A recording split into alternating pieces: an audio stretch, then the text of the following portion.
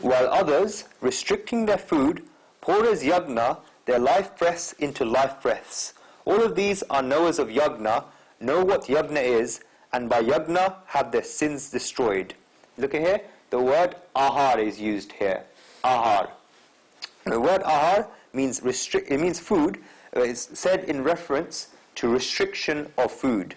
When Shri Krishna talks more in detail about yoga in the 6th chapter, he says in verse 17 of that chapter that ahar, food, is very important for yoga. He says, Yukta haraviharasya yukte yasa karmasu yukta swapana bodhasya yogo bhavati dukkhada. Meaning, for the man who is temperate in food and recreation, who is restrained in his actions, whose sleep and waking are regulated, there ensues discipline, yoga, which destroys all sorrow.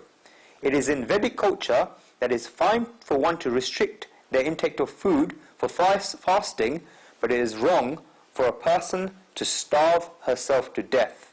The Gita states that one can attain wisdom by fasting, but not by starving.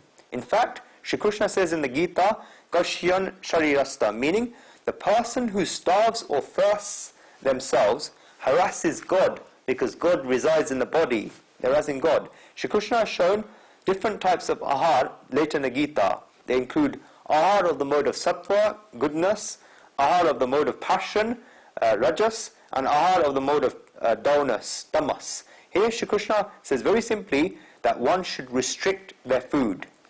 Ayurveda, when defining nityahar, says that the stomach is split into 4 quarters. Of these, 2 quarters, or half of the stomach, should be filled with food, 1 quarter should be filled with water, and 1 quarter should remain empty. One who has a stomach like this is nityahar, which is the second word of this verse. A person that fills his stomach fully cannot attain yoga and cannot perform fasts. This is because whenever he begins religious rites, then he gets hungry very quickly. In the West, a very big trend has been going on for the last 25 years, where people are getting more conscious about their health and what they eat. Many different books have come out, for example, titles such as Fit for Life. Guruji reads these because he reads all types of books. It has become a fashion to discuss the diet. This is because when you go to a party, then you can't discuss politics as you go into controversy. You cannot discuss religion because people have different religions. Therefore, and the more advanced you get, then less you can discuss religion, because one cannot discuss something with others when their own concept isn't clear. If you cannot discuss politics or religion, then you can surely discuss health. These health books and pocket books have come up so that throughout one's life, the energy from one's body one uses, 60 to 70% of that energy is used up in digesting food one eats. Of all the energy one uses up in their life, 60 to 70% of that energy is used up in digesting the food one eats. Therefore, when a person starts restricting his intake of food, then he doesn't die, in fact, he lives longer. Therefore, one should restrict their intake of food. By this, it doesn't mean that one should starve themselves. Indian saints say in very simple language that bhajans, and food, increase more and more one adds them, and decreases the more one reduces them. Repeat again. Bhajans and food, divine songs and food, increase the more one adds to them, and decrease the more one reduces them. The more food you have, then the more time you will have to spend making it and digesting it. Such a person spends a lot of time on food. Think about how much food you need to run the body. Think about how much time you spend a day on food. This is because the body has a need for food, but not the mind or the intellect. If you start having food for the mind, then you will forget your stomach. Your stomach may become full from eating, but the food for your mind will tell you to keep eating. It's taxing for the body, yet you still give a third or fourth serving just because your mind enjoys it. If your body needs food, then how much food do you need to run your body? This is restricting one's intake of food. This is not as difficult as the words sound. Such is the experience of people who have performed this. The majority of people just eat with their mind.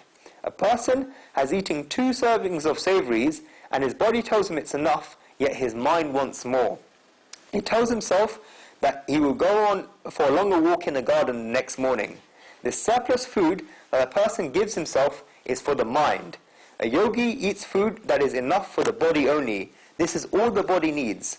Once a person restricts his food, then he can pour as yagna the life breath into the life breath.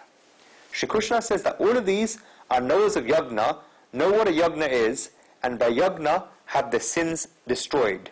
When sins reside in the body and the mind, stop running around, then when the body and the mind stop running around, then sins start reducing.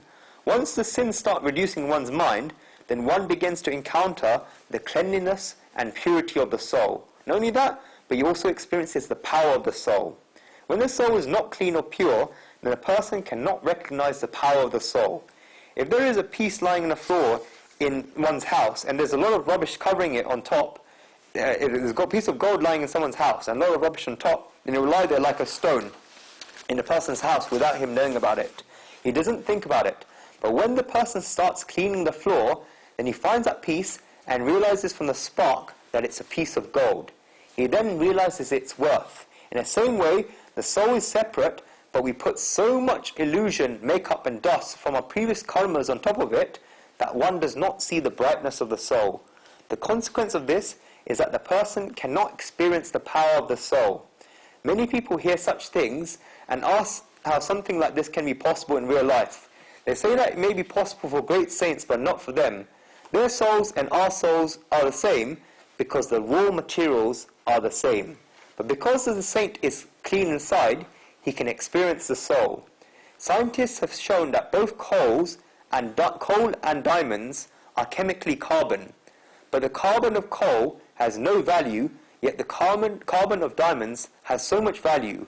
Their makeup is the same, yet one of them was stored underneath the ground and changed materially because of it. In the same way, the makeup of the soul inside us is always the same, yet the majority of people only experience the coal and not the diamond. Only a few people find the diamond within themselves. Once they find this, then they will have bliss, as Shri Krishna shows in the next verse.